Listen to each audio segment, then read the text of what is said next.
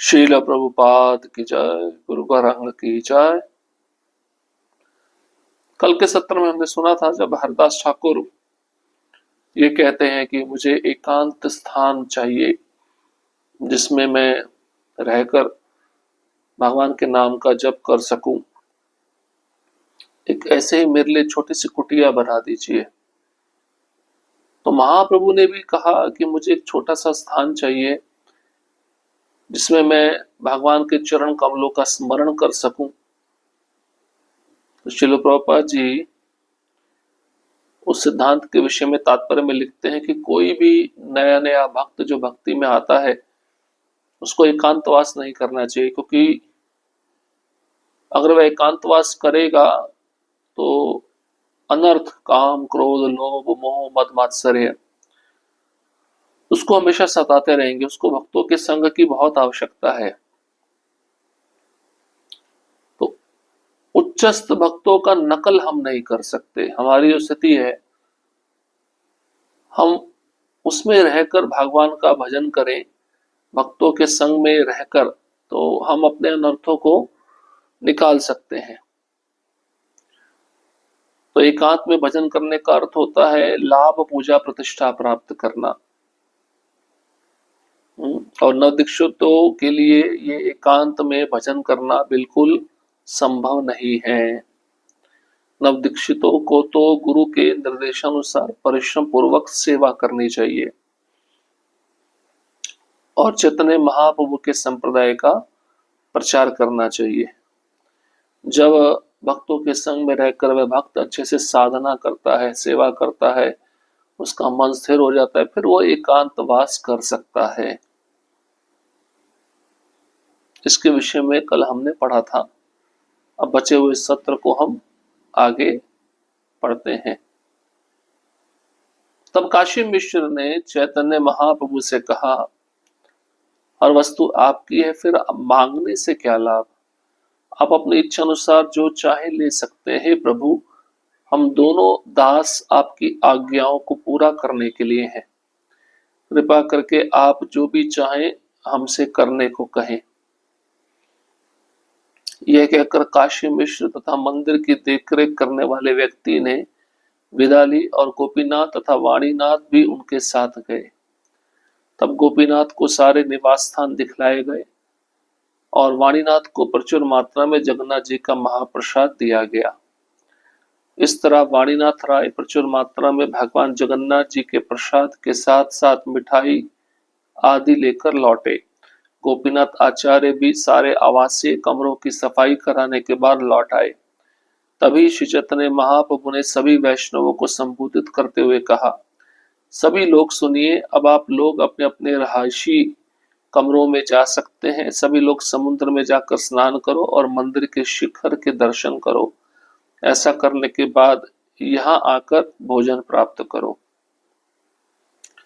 श्री चैतन्य महाप्रभु को नमस्कार करने के बाद सारे भक्त अपने अपने निवास स्थानों को चले गए और गोपीनाथ आचार्य ने उन सबको उनके कमरे दिखलाए। तो काशी मिश्र चैतन्य महाप्रभु से कहते हैं, हर वस्तु आपकी तो है, फिर आप मांगते क्यों हैं। आपने एकांत स्थान मांगा, एक छोटा सा कमरा मांगा, ये आपका ही है, आप ले लीजिए। आप अपनी इच्छा अनुसार जो चाहे ले सकते हैं। काशी मिश्र महाप्रभु कहते हैं, हम दोनों दास आपकी आज्ञाओं को पूरा करने के लिए हैं, इसलिए आप जो हमसे कहेंगे हम वो करने के लिए तैयार हैं। तो कौन से दो प्रभु, एक तो काशी मिश्र, दूसरे वाणीनाथ राय। काशी मिश्र, उनको तो भक्तों के रहने की व्यवस्था दी गई थी, ये सेवा करो। वाणीनाथ राय को जगन्नाथ जी का महाप्रसाद लेकर आने का व्यवस्था दिया गया था। तब गोपीनाथ आचार्य और काशी मिश्र ने मिलकर सारे भक्तों को उनके निवास स्थान दिखा दिए कि इस भक्त का निवास स्थान यहाँ पे है, ये भक्त यहाँ पे रहेगा। और वाणीनाथ राय भी प्रचुर मात्रा में जगन्नाथ जी का महाप्रसाद लेकर आ गए। तो भक्तों को कमरा दिखाने से पहले गोपीनाथ आचार्य ने उन कमरों की सफाई भी कराई। तो महाप्रभु ने सभी भक्तों को बोला, कि आप सभी अपने कमरों में जाइए, अपना सामान रखिए, सबसे पहले समुद्र में जाकर स्नान करिए, उसके बाद में मंदिर के ऊपर शिखर का दर्शन करिए और फिर यहाँ पे आकर जगन्नाथ जी का प्रसाद ग्रहण करिए। और सभी भक्त महाप्रभु को नमस्कार करके अपने अपने निवास स्थानों की ओर चल दिए और गोपीनाथ आचार्य ने उन सबको अब उनके कमरे दिखलाए। महाप्रभु आइला तबे हरिदास मिलने, हरिदास करे प्रेमे नाम संकीर्तने। इसके बाद श्री चैतन्य महाप्रभु हरिदास ठाकुर से मिलने गए और वहां देखा कि वे अत्यंत प्रेम से महामंत्र के कीर्तन में संलग्न है। हरिदास हरे कृष्ण कृष्ण कृष्ण हरे हरे, हरे राम राम राम हरे हरे का कीर्तन कर रहे थे। प्रभु देखी पड़े आगे दंडवत हैया, प्रभु आलिंगन कैल तारे उठाइया। जो ही हरिदास ठाकुर ने श्री चैतन्य महाप्रभु को देखा, वे उन्हें प्रणाम करने के लिए तुरंत दंडवत गिर गए और श्री चैतन्य महाप्रभु ने उन्हें उठाकर अपने गले लगाया। दुई जने प्रेमावेश करे न करंदने, प्रभु गुणे भृत्य विकल प्रभु भृत्य गुणे। तब महाप्रभु तथा उनके दास हरदास दोनों ही प्रेमवश रुदन करने लगे।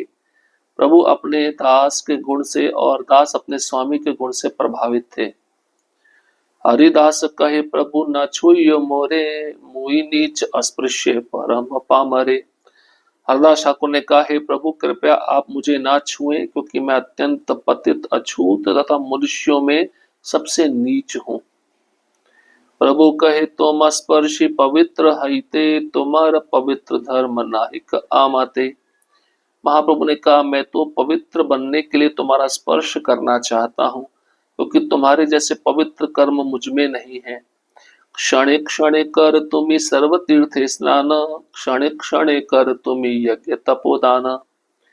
श्री चैतन्य महाप्रभु ने हरदास ठाकुर की प्रशंसा करते हुए कहा, तुम प्रतिक्षण सारे तीर्थ स्थानों में स्नान करते हो और प्रतिक्षण यज्ञ तप तथा दान करते रहते हो। निरंतर करचारी वेद अध्ययन, द्विजन्यासी है तुम्ही परम पावन। तुम तो निरंतर चारों वेदों का अध्ययन करते हो और किसी भी ब्राह्मण या सन्यासी से बढ़कर हो। अहो बतस्व पचो अतो गरियान युज्याग्रे वर्तते नाम तुभ्यम, ते पुस्तपस्त जो सस्नुर्यार्या ब्रह्मानुचूर्णाम गुणंति एते। तब श्री चैतन्य महाप्रभु ने श्लोक सुनाया, है प्रभु जो व्यक्ति आपके पवित्र नाम को अपनी जीभ पर सदैव रखता है, वह दीक्षित ब्राह्मण से बढ़कर बन जाता है, भले ही वह चांडाल परिवार में उत्पन्न हुआ हो और इस कारण से भौतिक दृष्टि में अत्यंत नीच क्यों ना माना जाए, तो भी वह प्रशंसनीय है। यह भगवान के पवित्र नाम के कीर्तन का अद्भुत प्रभाव है। अतः निष्कर्ष यह निकालना चाहिए कि जो व्यक्ति भगवान के पवित्र नाम का कीर्तन करता है, समझ लो कि उसने वेदों में वर्णित सारे तप तथा यज्ञ संपन्न कर लिए, उसने सारे तीर्थ स्थानों में स्नान कर लिया है, उसने सारे वेदों का अध्ययन कर लिया है और वह वास्तव में आर्य है। एत बलि तारे लैया गेला पुष्पोद्याने, अतिन्य भृत्य तारे दिला वासस्थाने।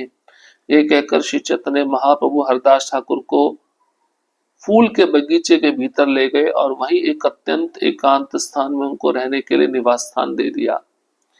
यही स्थाने रही कर नाम संकीर्तन, प्रतिदिन न आसी आमी करीब मिलन। श्री चैतन्य महाप्रभु ने हरदास ठाकुर से निवेदन किया, तुम यहीं पर रहो और हरे कृष्ण महामंत्र का जप करो, मैं प्रतिदिन यही तुमसे मिलने आता रहूंगा। मंदिरे रे चक्र देखी करी है प्रणाम, ठाई तुम्हारा आसीबे प्रसादान। तुम यही शांति पूर्वक रहो और मंदिर के शिखर पर लगे चक्र को देखकर नमस्कार किया करो। जहां तक तुम्हारे प्रसाद की बात है, मैं उसे तुम्हारे पास भेजे जाने की व्यवस्था करा दूंगा। नित्यानंद जगदानंद दामोदर मुकुंद, हरिदास मिली सबे पाइल आनंद। नित्यानंद प्रभु, जगदानंद प्रभु, दामोदर प्रभु तथा मुकुंद प्रभु हरदास ठाकुर से मिलकर अत्यंत आनंदित हुए।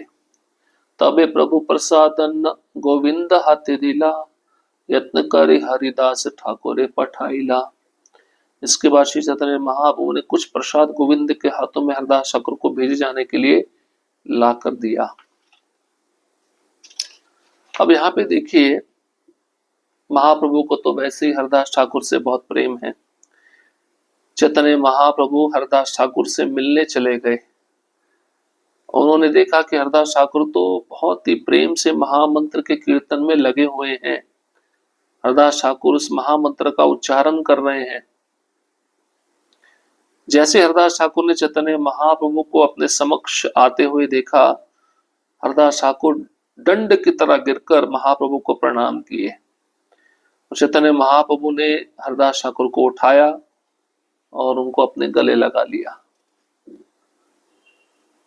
महाप्रभु भी रो रहे हैं और हरदास ठाकुर भी रो रहे हैं।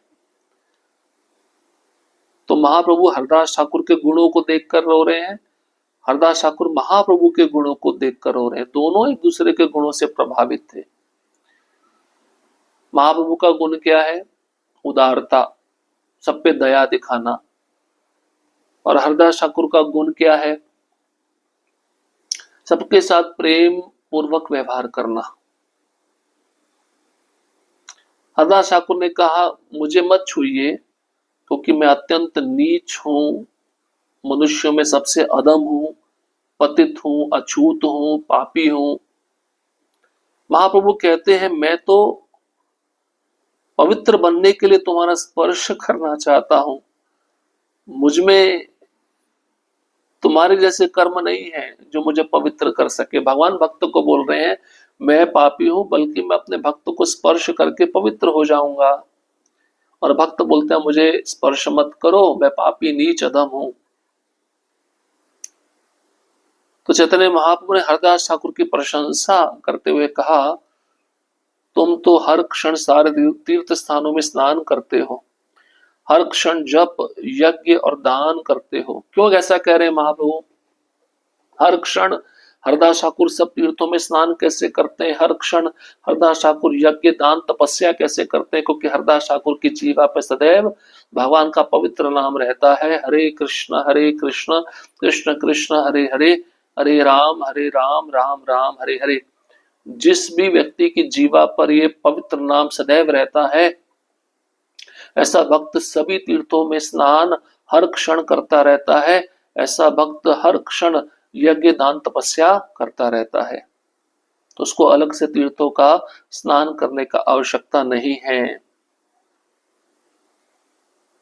और महाप्रभु ने कहा, तुम तो निरंतर चारों वेदों का अध्ययन करते हो, किसी भी ब्राह्मण या सन्यासी तो से बढ़कर हो तुम। चैतन्य महाप्रभु ने वह श्लोक सुनाया कि जिस व्यक्ति के जीवा पर पवित्र नाम सदैव रहता है, वह ब्राह्मण से बढ़कर होता है। भले ही वह चंडाल कुल में क्यों ना जन्मा हो, चंडाल मतलब कुत्ते के मांस खाने वाले कुल में क्यों ना जन्मा हो, इस कारण से भौतिक दृष्टि में वह अत्यंत नीच है, फिर भी वह प्रशंसनीय है क्योंकि उसका जीवा पर मेरा नाम सदैव रहता है।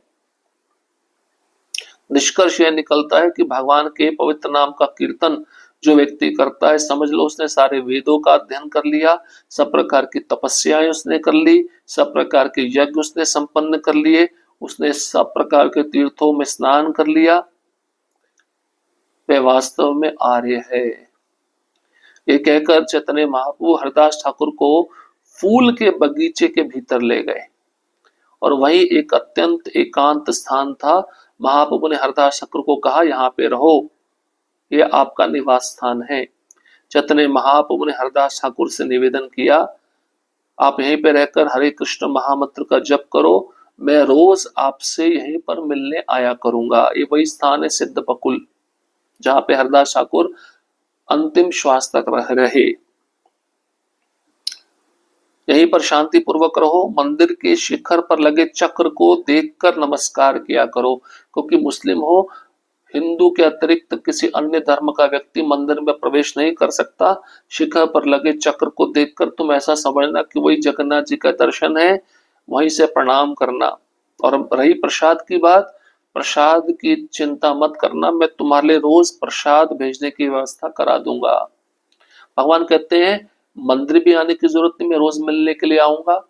और प्रसाद भूखा भी नहीं रहने दूंगा, आपके प्रसाद की व्यवस्था भी कर दूंगा। ऐसी थी हरदास ठाकुर की भक्ति। तो नित्यानंद प्रभु, जगदानंद प्रभु, दामोदर प्रभु, मुकुंद प्रभु सब हरदास ठाकुर से मिलने आते थे और ये सभी भक्त हरदास ठाकुर से मिलकर अत्यंत आनंदित होते थे। और चैतन्य महाप्रभु अपने सेवक गोविंद के हाथों से हरदास ठाकुर को प्रसाद भिजवा देते थे। ये भगवान का सुंदर रूप है जो अपने भक्त की सेवा करने के लिए बहुत तत्पर रहते हैं। वास्तव में देखा जाए अधिक करुणामयी चैतन्य महाप्रभु हैं। इसे चैतन्य महाप्रभु का निरंतर स्मरण करते रहना चाहिए। जो व्यक्ति, जो भक्त चैतन्य महाप्रभु का निरंतर स्मरण करता है उसका इस भव सागर से उद्धार जल्दी हो जाएगा। अब अगले सत्र में हम सुनेंगे हरदास ठाकुर और रूप गोस्वामी की जो लीलाएं हैं, उन दोनों के बीच में कैसा वार्तालाप होता है, दोनों किस प्रकार की लीलाएं करते हैं। हरे कृष्ण कृष्ण कृष्ण हरे हरे, हरे राम राम राम हरे हरे। श्रील प्रभुपाद की जय, गुरु गौरांग की जय।